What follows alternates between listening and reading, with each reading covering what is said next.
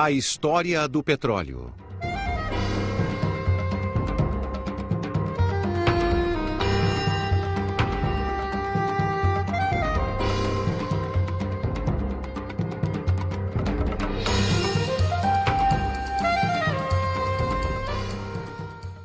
Apenas 100 anos depois do início da civilização do automóvel, os especialistas alertam que o homem já queimou cerca de metade das reservas mundiais de petróleo que a natureza levou milhões de anos para produzir.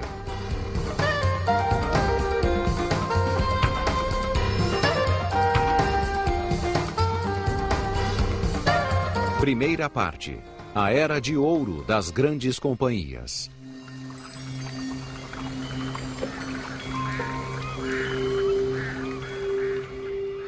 Assim que grandes quantidades de petróleo foram descobertas, grandes companhias, quase todas anglo-americanas, foram criadas para sua extração, refino, transporte e comercialização.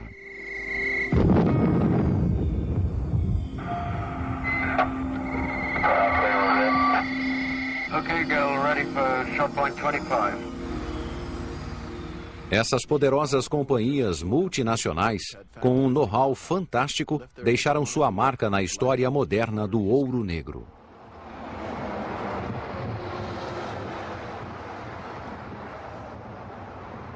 A febre do ouro negro.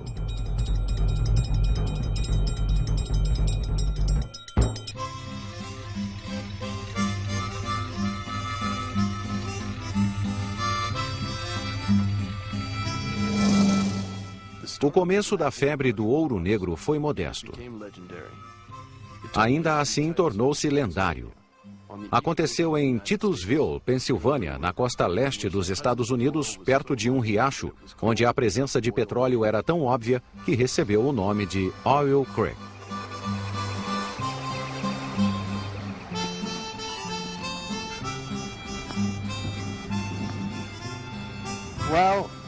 In the initial early days, oil seeps out of the ground in certain places. And so people would see oil scum on the top of a little river, and somebody would, in fact, in Burma, they collect this stuff off just little streams and rivers, and there are these indications that come out naturally. So in Pennsylvania, there were plenty of these seepages, as they're called. And in 1859 or something, Edwin Drake was the first man to drill the first well, deliberately to look for this oil. And he drilled to a depth of only 70 feet or so, and up came oil. And of course, as soon as this oil arrived, people could see it was valuable, and they could see it was here. So somebody drilled the next place, and really within the span of about 5 years or so, people just saw where the oil was found and related it to the geological structures, which already there was the science of geology then. So they could see the relationship between these structures called anticlines, which is like an arch, like the rocks are folded and the oil collects at the top of the fold. And they began to observe this just in a practical way. And then once they found this structure with oil in it, they would follow it, and then they would look for another one. And really within a few years of the first wells, the essence of looking for oil was already understood.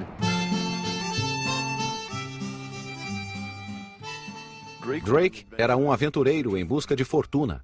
Afirmava ser coronel para causar melhor impressão e encontrar sócios mais facilmente.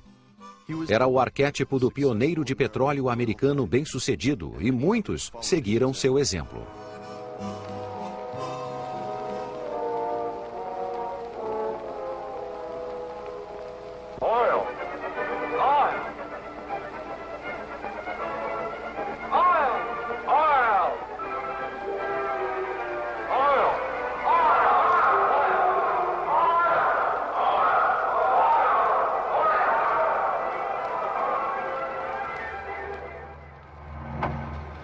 Depois dessa descoberta, um frenesi de prospecção tomou conta da Pensilvânia.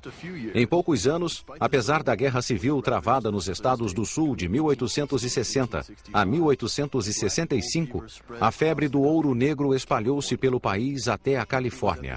Nessa época, a conquista do Oeste estava quase terminada graças à construção da ferrovia transcontinental.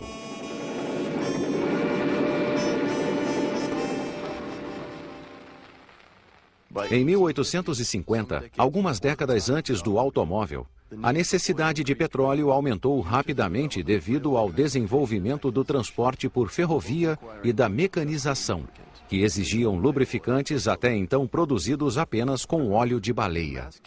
A matança de baleias devido à pesca intensiva provocou o decréscimo da produção e o aumento dos preços. O lubrificante à base de petróleo era mais barato e mais eficiente. Seu uso salvou as baleias da morte certa. Ao mesmo tempo, houve uma grande mudança na iluminação doméstica, quando as lâmpadas a óleo deixaram de ser privilégio da classe abastada. Os vendedores de óleo de parafina passaram a ser numerosos, até nos lugares mais distantes. Os poços de petróleo americano podiam suprir todas as necessidades.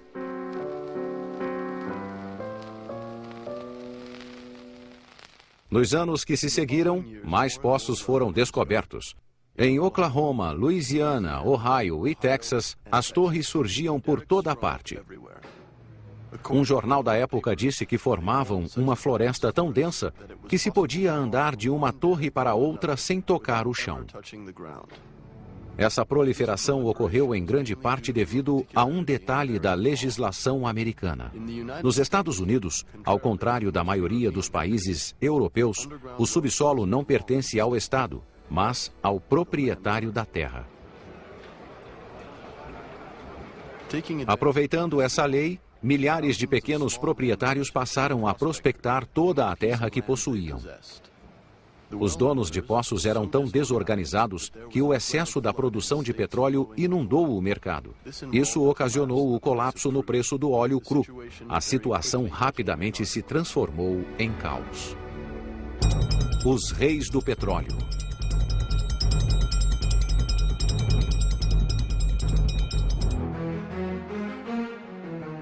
John Rockefeller, um ambicioso jovem de 24 anos, percebeu rapidamente que poderia se aproveitar da situação para fazer fortuna. Dizia-se que Deus criou o mundo e Rockefeller o organizou. Por trás de seu sucesso havia uma intuição visionária, uma energia implacável e um desprezo total pela lei. Ele disse aos proprietários: arrisquem seus dólares para encontrar novas jazidas e quando encontrarem petróleo, irão precisar de mim para o transporte, refino e comercialização. Foi assim que em 1870, aos 31 anos, ele fundou uma empresa que se transformou em lenda, a Standard Oil. Le coup de génie de Rockefeller a été de standardiser la production de produits raffinés.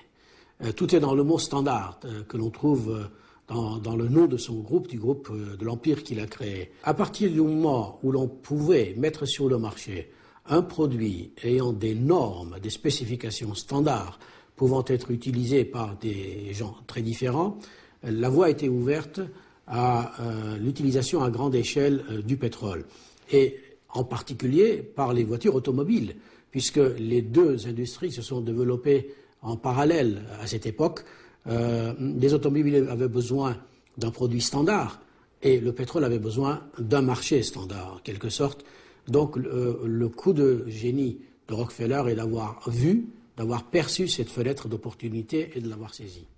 Desde o princípio, Rockefeller impôs suas regras aos pequenos proprietários e venceu todos os concorrentes. Qualquer meio era aceitável para obter seus fins, inclusive chantagem, corrupção de políticos e juízes, espionagem industrial e violência. Um exemplo disto foi a guerra que travou com os donos de oleodutos. Quando estes o desafiaram, ele não hesitou em enviar seus homens para sabotar as instalações. Seu desejo de sucesso era insaciável. Em poucos anos, Rockefeller estabeleceu um verdadeiro império do petróleo, com 70 empresas reunidas à Standard Oil. Na terra do livre empreendimento, tanto poder transformou Rockefeller no homem mais odiado dos Estados Unidos. A imprensa fazia violentas campanhas contra ele. Em 1890, pressionado pelos magnatas independentes do petróleo, que estavam quase arruinados, o Congresso americano votou em Sherman Antitrust Act. Depois de 20 anos de batalha legal, Rockefeller foi obrigado a dividir a Standard Oil em 34 empresas concorrentes. Apesar desses pequenos contratempos, Rockefeller manteve seu poder, fortuna e influência nos círculos dos magnatas do petróleo. John D. Rockefeller entered the business soon after the discovery of oil at the Drake well.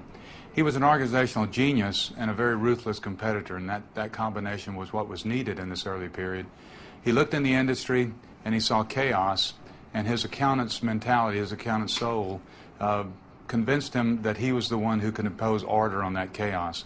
Over about 30 years, he moved toward the model of vertical integration, connecting refining to transportation to marketing and finally oil production into the mix. And that did become the model for every major oil-related company in America for the next 50 to 75 years. Com a globalização industrial, o modelo de Rockefeller foi adotado na Europa pela empresa anglo-holandesa, cujo símbolo é uma concha de vieira.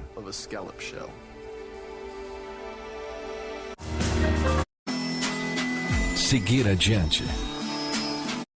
A Royal Dutch Shell nasceu do encontro de dois aventureiros, Marcus Samuel e Henry Detterding. O primeiro possuía uma empresa de transportes chamada Shell, que, como o nome indica, transportava conchas exóticas da atual Indonésia para a Holanda. O outro dirigia uma pequena empresa de petróleo, a Royal Dutch, que explorava uma jazida perto de Sumatra. Depois de muita luta, os dois decidiram formar uma holding, a Royal Dutch Shell, em 1909.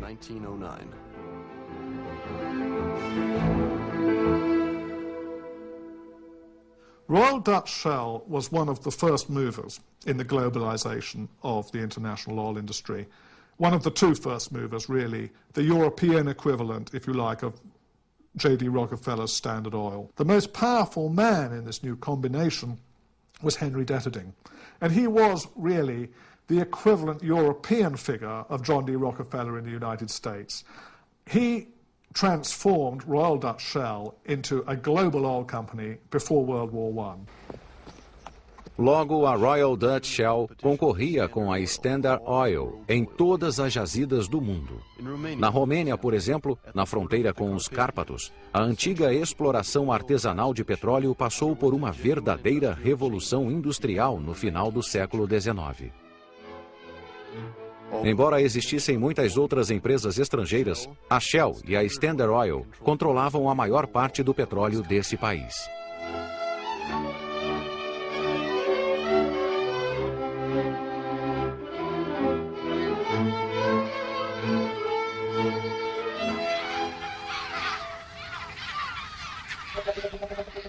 No Azerbaijão, na região de Baku, no Mar Cáspio, as grandes empresas travaram uma batalha tão feroz quanto o número de jazidas.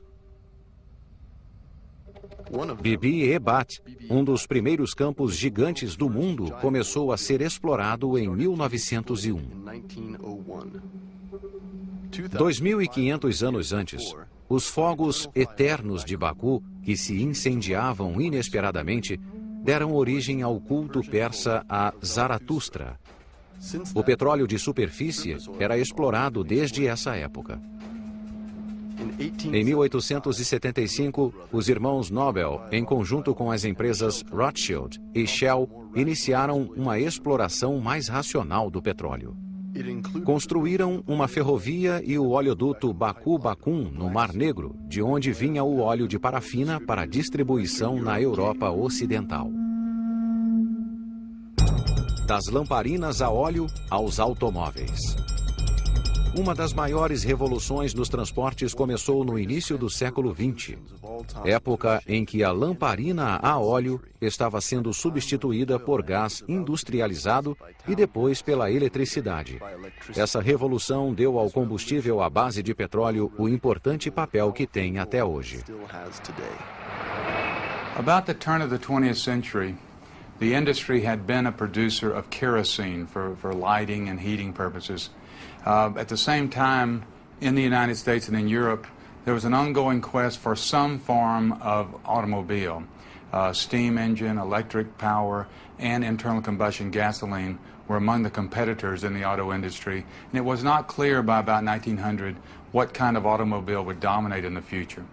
The discovery of giant new sources of oil in Texas at Spindletop, later in Oklahoma, Louisiana, the southwestern U.S., assured that oil would be the power source for the automobile industry. Once that was clear, Henry Ford and others geared up to manufacture mass units of automobiles that burned gasoline refined from oil. And by the teens and 20s, the automobile industry and the mass consumption of gasoline became the primary mover in the growth of the petroleum industry. A indústria automobilística, como a indústria petrolífera, nasceu nos Estados Unidos. Ela abalou a rotina dessa nação de pioneiros e a impulsionou para o topo dos países industrializados. O homem por trás dessa revolução era Henry Ford, um jovem fazendeiro de Michigan que gostava de mecânica.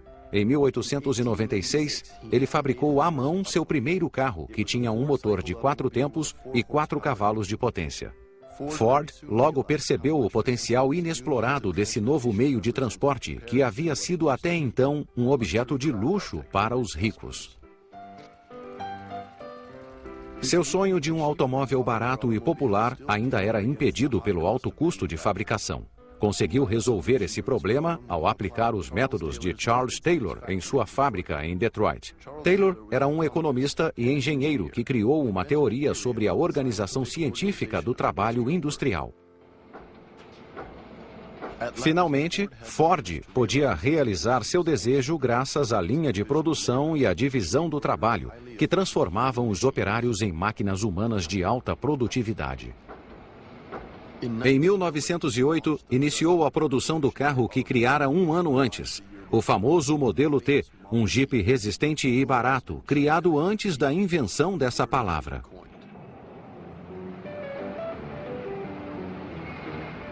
Em 15 anos, 15 milhões de modelos T foram vendidos em todo o mundo. Ele se transformou no símbolo da civilização do automóvel e provocou o triunfo do combustível à base de petróleo.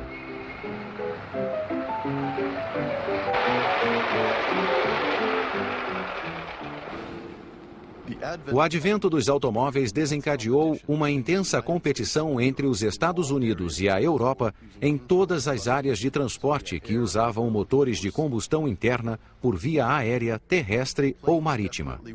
Os aviões venceram a concorrência dos meios de transporte mais leves que o ar, que eram versões modernas dos antigos balões.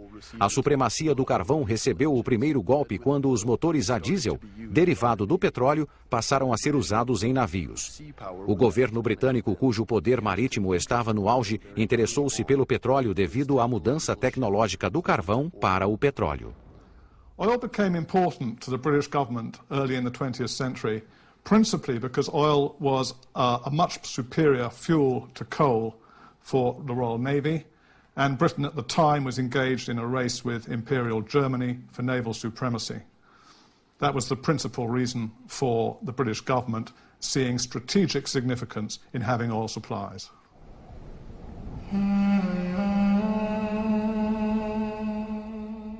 A Anglo-Persian Oil Company, atualmente British Petroleum, ou BP, foi o símbolo desse esquema político. A criação dessa empresa em 1901 parece uma história de aventura. No final do século XIX, Jacques de Morgan, um arqueólogo francês que fazia escavações na Pérsia, encontrou sinais de petróleo na fronteira com o Iraque. William Knox D'Arcy, um rico inglês que possuía minas de ouro na Austrália, interessou-se pela descoberta. Depois de o arqueólogo estudar o solo, D'Arcy obteve uma concessão de mineração do Shah da Pérsia, através do grão-vizir, em troca de uma pequena soma em moedas de ouro.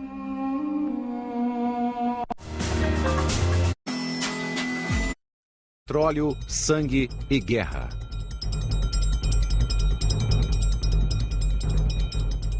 Alguns anos mais tarde, o governo britânico comprou a maioria das ações da Anglo-Iranian, por iniciativa do jovem ministro da Marinha da época, Winston Churchill.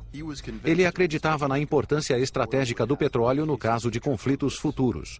Infelizmente, a Primeira Guerra Mundial, que eclodiu logo depois, provou que estava certo. Todavia, essa guerra havia começado de uma forma muito convencional, com cargas heróicas de cavalaria e pesados ataques de infantaria que dominava todas as batalhas. Uma revolução na arte da guerra começou a tomar forma. O glorioso episódio dos táxis do Marne prenunciou-a. Em 1914, 1.100 táxis parisienses foram requisitados para transportar 5.000 soldados para a linha de frente, que os alemães ameaçavam atravessar. Paris foi salva graças à velocidade da intervenção. A grande mudança ocorreu 2 anos depois, com a terrível Batalha de Verdun, quando todos os chefes de Estado-Maior adotaram o conceito da guerra industrial, com base no uso em massa de tropas motorizadas. Tanques, caminhões de transporte de soldados, artilharia motorizada, aviões e submarinos, que deram ao exército um poder de movimento e destruição sem precedentes. Desde então, ter acesso ao petróleo tornou-se essencial para países em guerra. Os franceses, que dependiam completamente de seus aliados ingleses para obter suprimento de petróleo, não estavam preparados para tal revolução. Suas reservas estavam acabando. Em 1917, George Clemenceau, o chefe de Estado, foi obrigado a pedir ajuda aos aliados americanos. Enviou um telegrama a Woodrow Wilson, o presidente dos Estados Unidos, e terminou com a frase ainda hoje famosa: se os aliados não desejam perder a guerra, quando chegar o momento do supremo choque alemão, a França, em luta, deve ter petróleo, tão necessário para a vitória quanto o sangue. Seu pedido foi atendido. 3 semanas depois, recebeu mais de 40.000 toneladas de combustível que desempenharam um importante papel na vitória dos aliados, concluída 1 ano depois pelo armistício de 11 de novembro de 1918. Cet épisode est un épisode qui a porté ses leçons. D'une part, en 1918, il y a eu un monopole d'importation de l'État pour le pétrole. C'est important, nous sommes dans un pays qui est de tradition libérale. Or, pendant la guerre, l'État prend de plus en plus de pouvoir. D'autre part, les hommes comme Clemenceau, comme Henri Béranger, Louis Pinault, qui étaient préoccupés par cette histoire du pétrole, se sont dit qu'il fallait trouver une solution dans l'après-guerre. Donc la Première Guerre mondiale est une prise de conscience de la France vis-à-vis de sa fragilité quand le pétrole était absolument nécessaire et indispensable, en particulier en période de guerre. O cartel das 7 irmãs.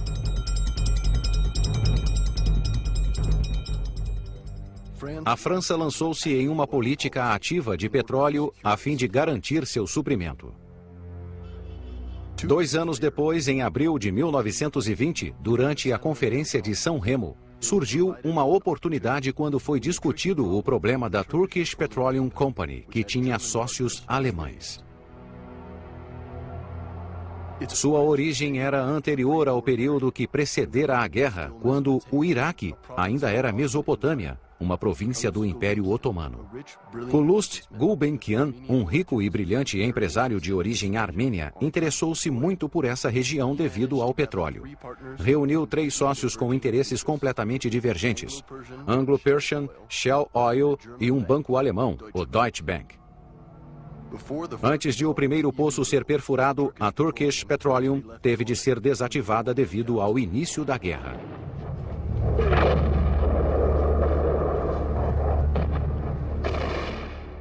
Tudo mudou depois da vitória. Os aliados dividiram o Império Otomano, que apoiara os alemães. Os franceses e os ingleses dividiram os despojos do Império. A França ficou com a Síria e o Líbano. A Inglaterra com a Palestina e o Iraque. Depois se discutiu o destino da Turkish Petroleum Company. Na verdade, os ingleses pensaram que seriam os únicos a explorar as riquezas petrolíferas de seu mandato no Iraque. Mas não haviam considerado a posição da França. Depois de negociações acirradas, a França ficou com os 25% alemães da Turkish Petroleum Company, a título de indenização de guerra. Essa vitória levou à criação da French Oil Company, a CFP, predecessora da Total. Os americanos também queriam que os aliados lhes dessem uma fatia no bolo do Iraque e a conseguiram. Assim foi formado um consórcio controlado pelos ingleses, Iraq Petroleum Company, incluindo a Shell, a Anglo-Persian, a CFP e a americana NEDEC. Cada uma recebeu 23,75% das ações. Como intermediário, Gulbenkian ficou com apenas 5%. Isso lhe valeu o apelido de Senhor 5% e o tornou um dos homens mais ricos de seu tempo. Depois da assinatura desse acordo, começou o trabalho de exploração. O antigo sonho de Gulbenkian iria se realizar. Depois de dezenas de expedições geológicas mal-sucedidas, a pesquisa concentrou-se ao redor de Kirkuk. Às 3 da manhã de 14 de outubro de 1927, um estrondo tremendo sacudiu o deserto.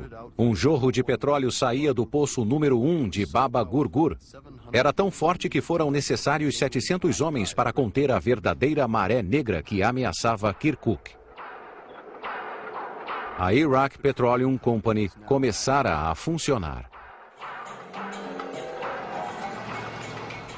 Os administradores da empresa americana anglo-francesa-holandesa, eufóricos com a descoberta da primeira jazida gigante de petróleo no Oriente Médio, decidiram trabalhar em termos amigáveis em toda a região. Mas era preciso definir as fronteiras, que ainda não estavam claras. Dizem que Gulbenkian traçou uma linha com uma caneta vermelha. Essa é a famosa linha vermelha que seguia as fronteiras do antigo Império Otomano, abrangia todo o Oriente Médio, exceto Kuwait e Irã. Incluía toda a Península Arábica, onde ficava quase todo o petróleo e onde mais tarde foram descobertas as maiores jazidas do mundo, especialmente na Arábia Saudita.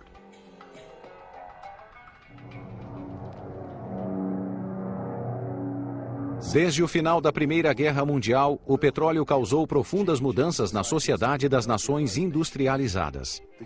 A criação da Iraq Petroleum Company é o indício mais visível.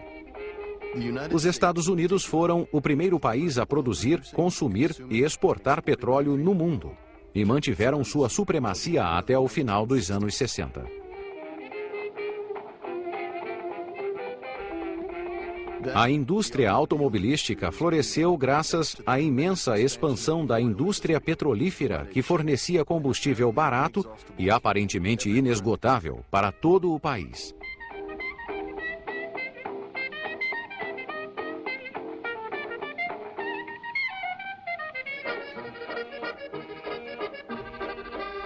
O mesmo fenômeno ocorreu na Europa, embora em menor escala.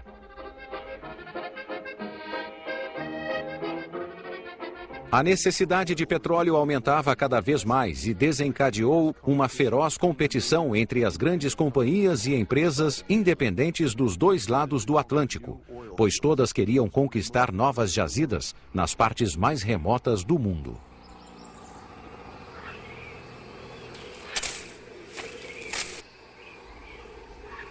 Um novo herói emergiu dessa caça ao tesouro, que às vezes se parecia com a época da colonização.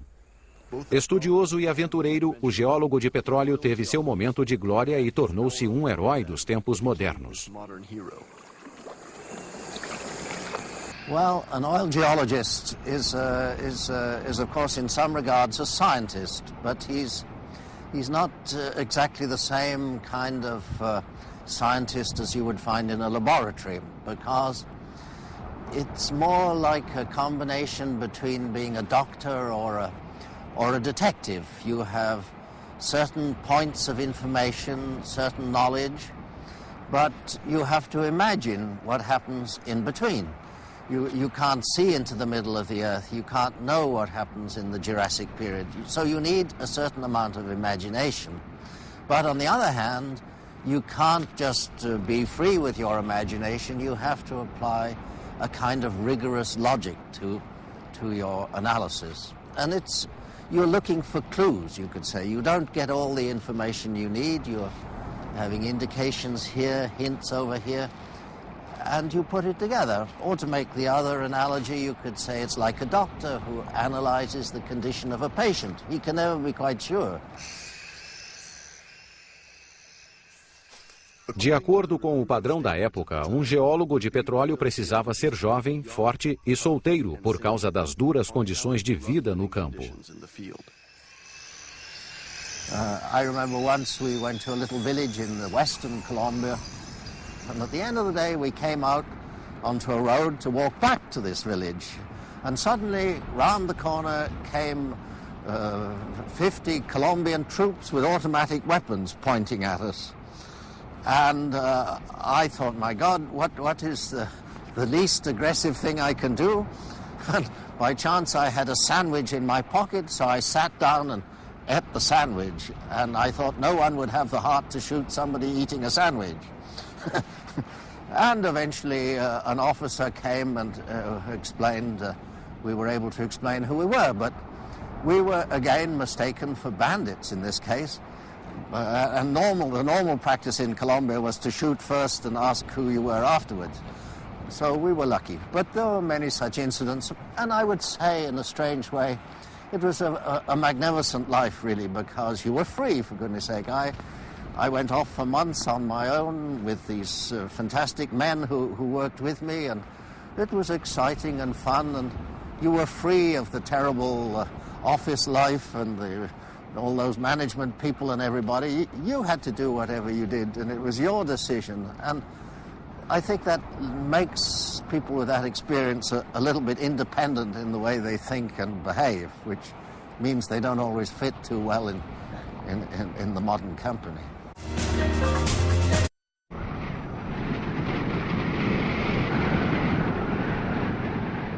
Durante as primeiras décadas do século XX, os geólogos de petróleo e suas equipes fizeram muitas descobertas nos países do hemisfério sul. Os governantes desses países, que em sua maioria tinham estilo de vida antigo, não sabiam como avaliar quanta riqueza o petróleo representava ao se reunirem com os líderes das grandes companhias.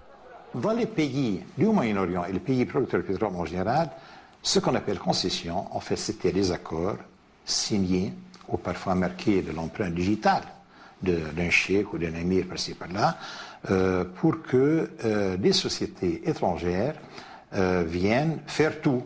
C'est-à-dire, ils exploitent le pétrole de A à Z. Exploration, production, transport, raffinage, etc. Et en contrepartie, ils versaient à ces pays une certaine somme d'argent sous forme de redevances ou d'impôts. Mais au total, c'était des sommes en général ridicules. Entre as duas guerras, as grandes companhias competiram entre si buscando fortalecer seu poder.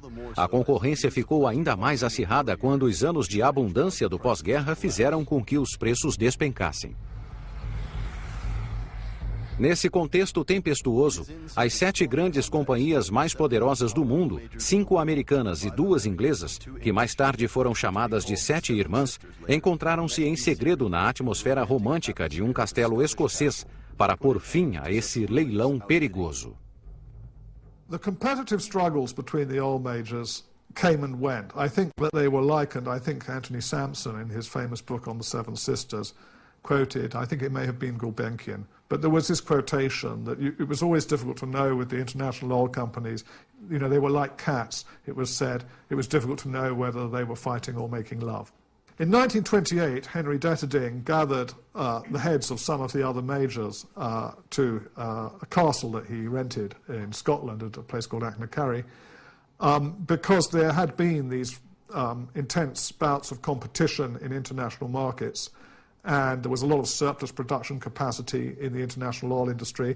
And I suppose much as OPEC ministers might later have met under similar conditions to try to regulate that process, to try to stop the market being glutted with oil, the purpose behind the meeting at Taknakari was to try to control production, to control the world oil industry, so that prices would be stable, the world wouldn't be flooded with oil. So it was a cartel that was proposed and which resulted from the Taknakari agreement. Basically what was agreed were, systems of quotas which were meant to hold up prices in key markets. O México luta contra as grandes companhias.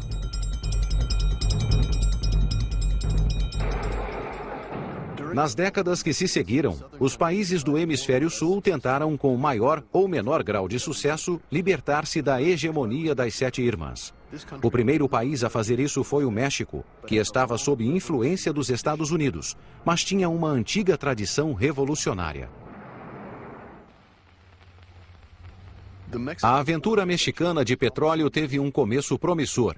Já no início do século XX, o México, onde havia muitos sinais de petróleo, atraiu prospectores e especuladores, em sua maioria ingleses e americanos. O governo modernista da época queria desenvolver os recursos econômicos de seu país de modo similar a seu vizinho americano. Para incentivar a vinda dessas pessoas, o governo deu vantagens especiais às companhias petrolíferas.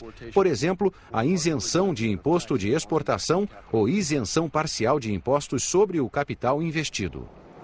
No princípio, essa política de portas abertas permitiu que a produção de petróleo se desenvolvesse a um ritmo frenético, aumentado pela descoberta de diversas jazidas. As grandes companhias que se comportavam como donas do país tiveram então sua era de ouro. A Revolução Mexicana, entre 1913 e 1917, mudou drasticamente as relações entre o governo e as companhias petrolíferas, cujos privilégios foram questionados. A criação da Confederação dos Trabalhadores em 1918 e a formação do Sindicato dos Petroleiros em 1935 mudaram muito o equilíbrio do poder nas empresas de petróleo. Em 1936, o sindicato apresentou uma proposta de acordo coletivo que incluía um aumento de salário. As grandes companhias recusaram, pretextando não ter lucros. Uma greve geral foi iniciada em meados de 1937, enquanto uma comissão de especialistas declarava que as grandes companhias eram bastante prósperas. O governo decidiu que as exigências dos petroleiros deviam ser cumpridas. As grandes companhias superestimaram seu poder e recusaram. Nossa contestação é definitivamente não. Em 18 de março de 1938, houve um golpe teatral. Lázaro Cárdenas, presidente da República e figura-chave do Partido Mexicano de Esquerda, em um discurso famoso, declarou a nacionalização das 17 empresas anglo-americanas que controlavam toda a indústria petrolífera. The President of Mexico is going to speak. Por causa de utilidad pública y a favor de la nación, se declaran expropiados la maquinaria, estaciones, edificios, oleoductos, refinerías, vías de comunicación, embarcaciones y todos los demás bienes de las compañías petroleras.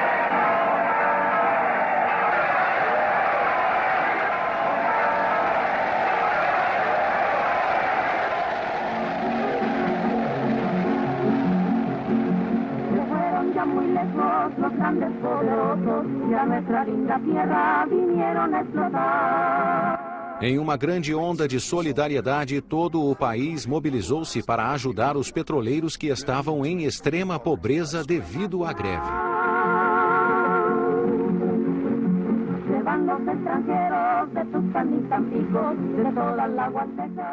A Companhia Nacional Pemex substituiu as empresas estrangeiras, mas o México pagou caro por seu feito.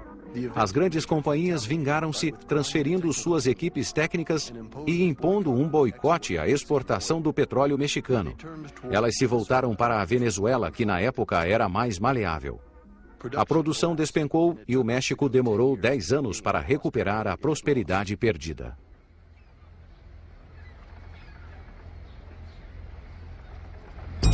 Um oceano de petróleo.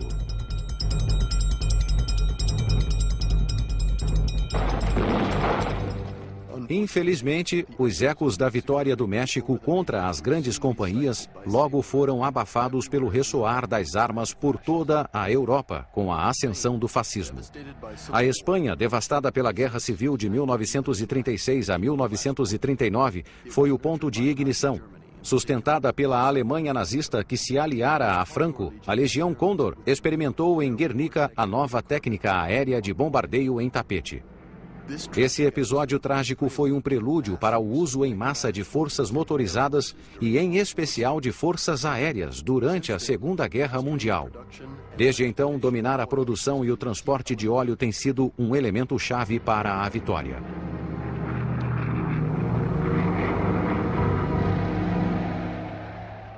Apesar da impressionante demonstração de poderio militar, a Alemanha enfrentava com frequência a escassez de petróleo. It could be argued correctly, I believe, that the decisive advantage of the Allies in World War II was their access to large quantities of high-octane aviation fuel. The Germans in Europe had no such fuel. Indeed, by the middle of the World War II, they were using synthetic fuels made with slave labor in slave labor camps, whereas the United States had infinite, at the time, resources of oil, refining capacity to make that crude oil into very efficient aviation fuel. And this proves crucial in the skies over Europe in World War II. A necessidade alemã de suprimento de petróleo foi uma das razões secretas da assinatura do Pacto Germânico-Soviético em setembro de 1939. Uma de suas cláusulas previa que a União Soviética forneceria grande quantidade de petróleo para a Alemanha nazista. Até 1941, quando o pacto foi quebrado, 900 mil toneladas de petróleo do Mar Cáspio alimentaram o esforço de guerra alemão no fronte ocidental. Depois da luta na França, que terminou após 3 semanas com a vitória dos alemães, estes tiveram de enfrentar a inesperada resistência britânica, que provocou uma guerra aérea e marítima com grande dispêndio de combustível. Apesar da derrota no fronte ocidental e contra todas as expectativas, Hitler atacou o leste e enviou suas tropas contra a União Soviética. Segundo um historiador alemão, o desejo alemão por petróleo foi certamente o principal motivo da decisão de invadir a Rússia. Hitler tinha 2 objetivos quando tentou tomar os campos petrolíferos de Baku: privar os soviéticos de petróleo e suprir a Alemanha para continuar seu avanço por terra sobre a Índia. A rápida reação do Exército Vermelho e sua corajosa resistência durante a Batalha de Stalingrado pôs fim às ambições alemãs em 1942.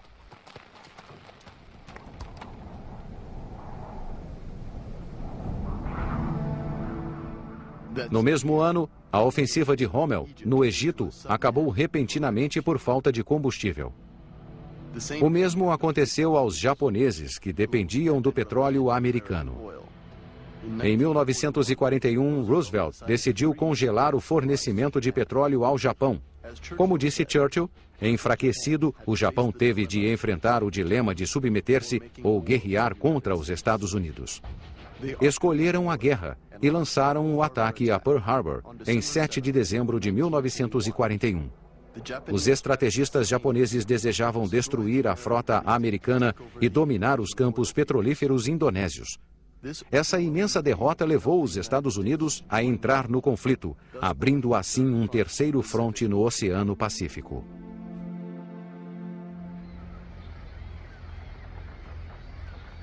Os americanos voltaram sua poderosíssima economia para a indústria de guerra. O petróleo fluía livremente. Inúmeros navios-tanque, aviões e navios de guerra cruzavam o Atlântico entre os Estados Unidos e a Inglaterra. A Grã-Bretanha, em preparação para o dia D, estava armazenando um imenso arsenal.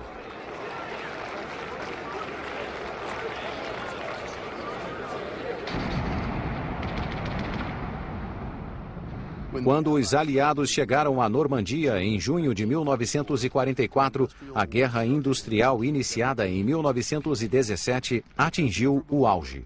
Como nunca antes, sangue e petróleo invadiram a costa da Normandia.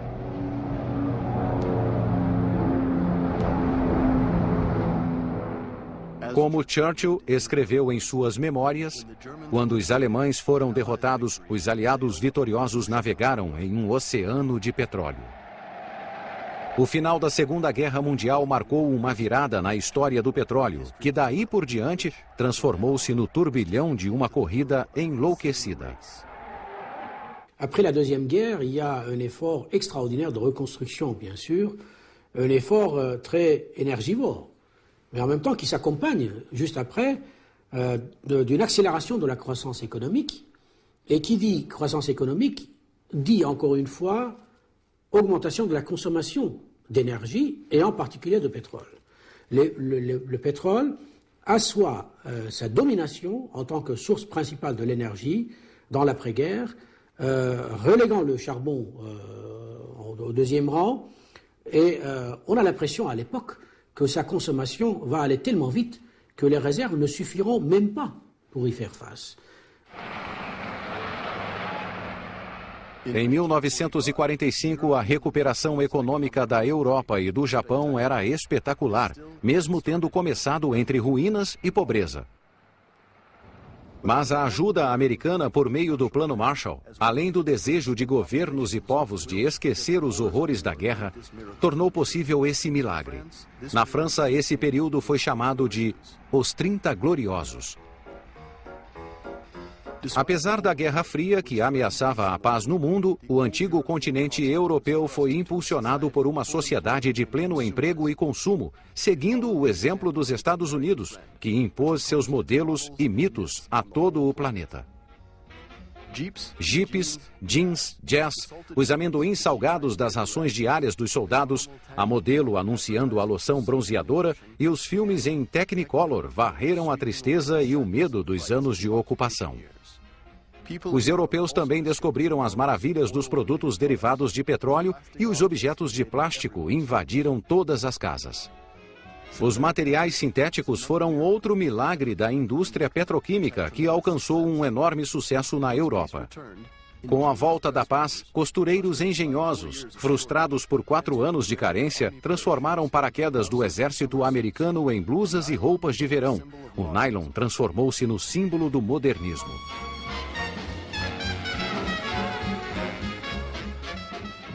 Mas o verdadeiro sinal do retorno da prosperidade aos países europeus e ao Japão foi a democratização dos automóveis. O consumo explodiu e quintuplicou em 20 anos.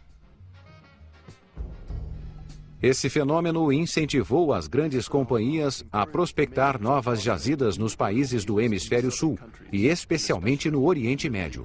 Foi então que esses países começaram a despertar e procurar formas de se libertar do longo controle ocidental.